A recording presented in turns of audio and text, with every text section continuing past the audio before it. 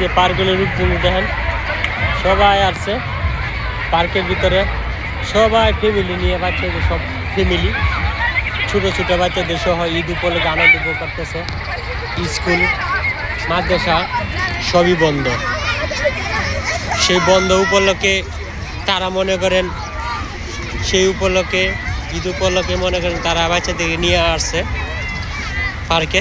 কত সুন্দর সুন্দর পিউর বাচ্চা। এদেশে বাচ্চাদের চেহারা অনেক সুন্দর,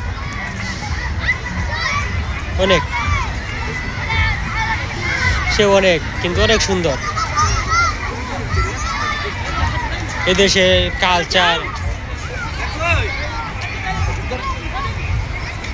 দেখেন, এই যে নৌকাগুলি ঘুরতেছে, এই নৌকাগুলি ঘুরতে গেলে 20 টাকা করে লাগে।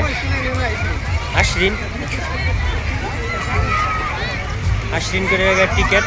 আর ভিতরে ঢুকতে গেলে মনে করে লাগেন 40 মিশরি পাউন্ড, 40 টাকা করে টিকিট দিতে হয়। আর এই যে নৌকাগুলি চললে আশরিন, বাংলায় 50 টাকা লাগে ঢুকতে, সেই টাকা করে লাগে।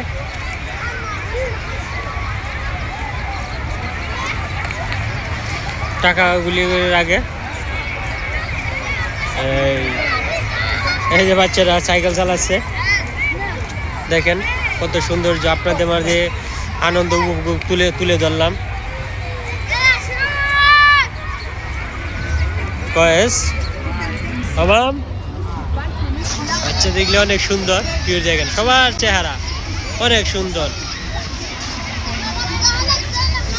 বাবাম কিন্তু এদেশে অনেক সুন্দর, কিন্তু মানুষের চেহারাগুলি অনেক ভালো দেখার মতো। আবার এই দেশে ভাই সবচেয়ে বেশি চলে কি জানে, ইসরায়েলি পণ্য বেশি চলে, যে কোকাকোলা কোম্পানি। কিন্তু আরব কান্ট্রিতে এগুলা ইসরায়েলি পণ্য চলে বেশি,